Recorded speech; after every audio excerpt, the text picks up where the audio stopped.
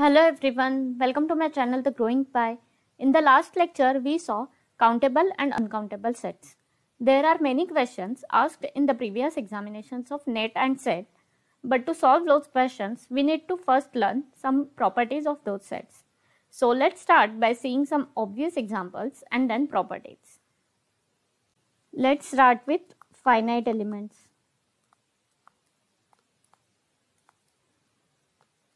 So any set which contains finite elements is finite set.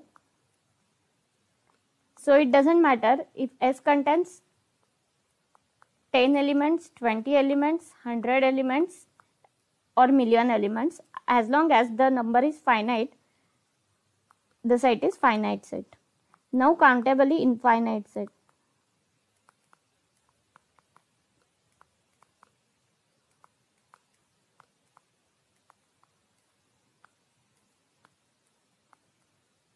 So as we saw in the last lecture, natural number set is a countably infinite set,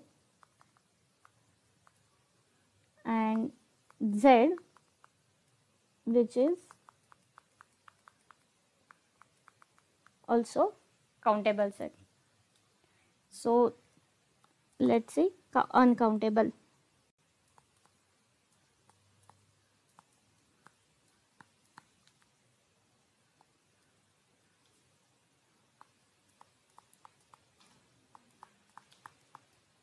These are some examples of uncountable set. To see more such complicated examples, we need to first see properties of set. To understand the properties more clearly, I have made this table.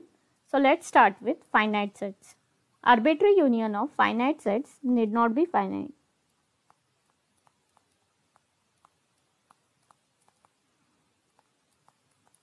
So when I say arbitrary, it means number could be finite or uncountable. So suppose you have S alpha as finite set such that alpha belongs to R, then since this number is not finite, union of S alpha need not be finite. Why? Because this number alpha is not finite and you are taking a union. So the union need not be finite. But when you do intersection of such union, since each set contains only finitely many elements, the intersection will also contain finite elements only. So arbitrary intersection of finite set is finite.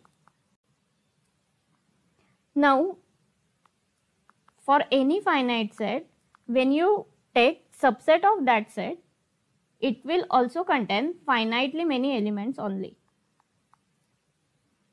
So when you take subset of S, suppose S contains 10 elements, when you take subset of S, cardinality of S1 will be less than or equal to 10, and hence subset of any finite set is finite set. Power set of any set is set of all subsets of set.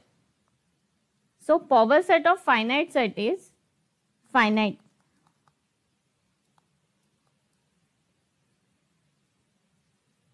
Now when you take finite product of finite sets, so finite product is S1, S2 up to Sn. So when you take finite product, since each set contains finitely many elements, the product will also contain finitely many elements only. So finite product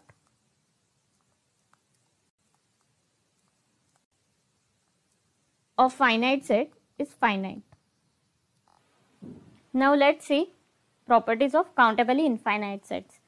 Arbitrary union of countably infinite set is countably infinite set.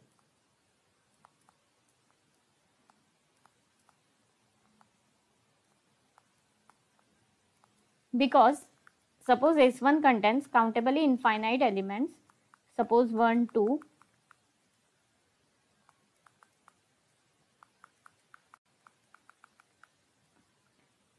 then when you take union of all such sets, since each set contains countably infinite numbers, the union will also contain countably infinite number. So it is countably infinite set. Now arbitrary intersection will also be countable set only.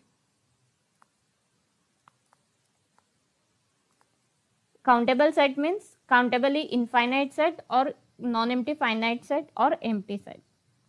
Now any subset of countably infinite set is countably infinite set or finite set. Suppose for example Z is countably infinite set which contains 1, 2, 3, minus 1, minus 2, minus 3 and 0 like these elements. So odd number set is a subset of Z.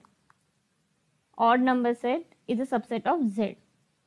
But these are countably infinite numbers.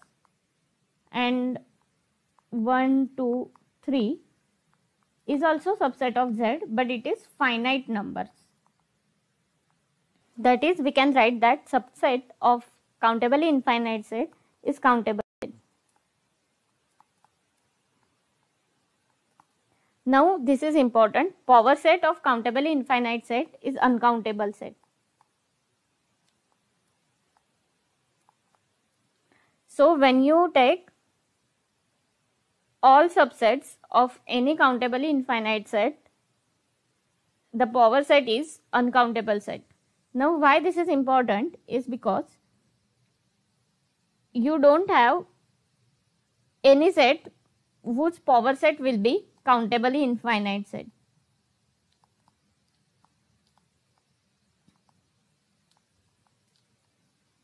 So any set's power set can never be countably infinite set.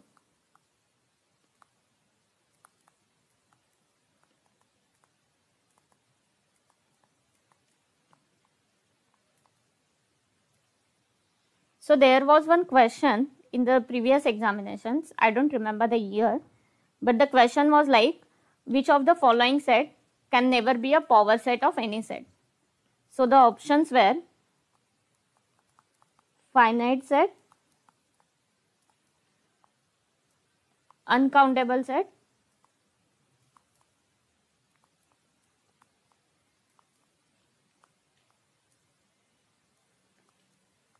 countably infinite set,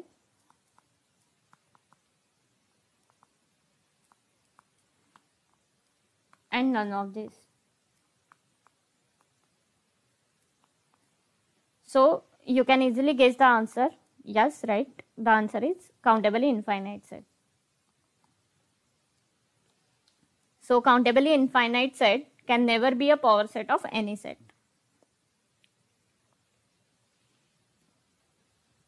Now every two countably infinite sets are similar.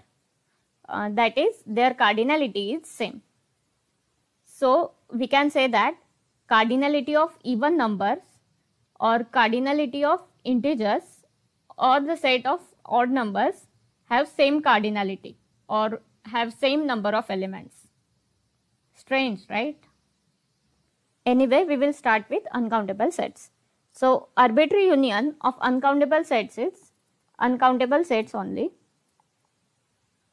because since one set is uncountable and you are taking arbitrary many unions of the set, and hence the union will also be uncountable.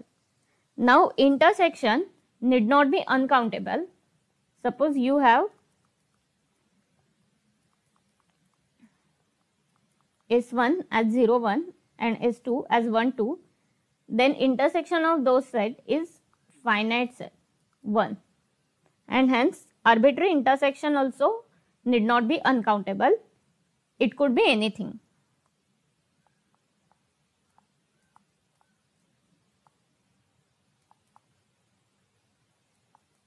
Okay. Now subset also, Subset of uncountable set could be finite set, countably infinite set, or uncountable set itself. And power set, as we saw, power set of uncountable set is also uncountable.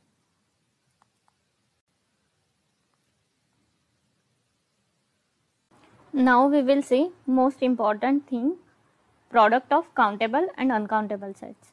So finite product of countable set is countable set. For example, suppose you have two sets S1 and S2. Now since S1 and S2 both contains countable elements, the finite product will also contain countable elements only, and hence the product is countable set. Now this is important, countably infinite product of countable set with at least two elements is uncountable set. Suppose, for example, A is a set with two elements and S is countably infinite product of A. Then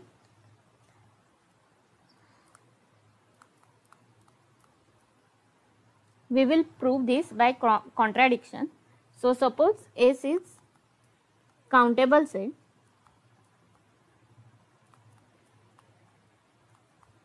then S will contain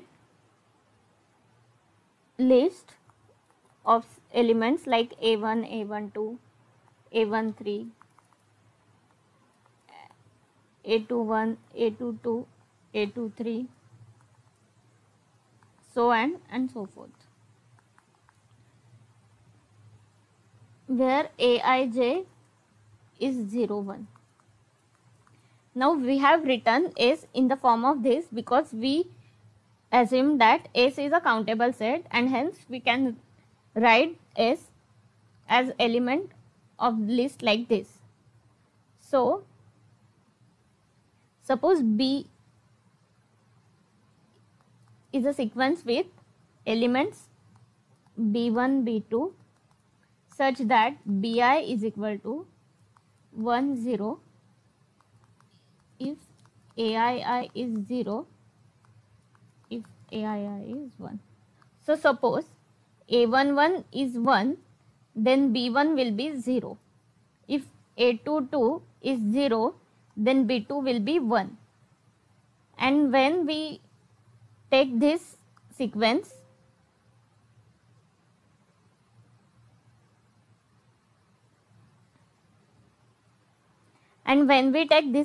B, then it will not contain in any list,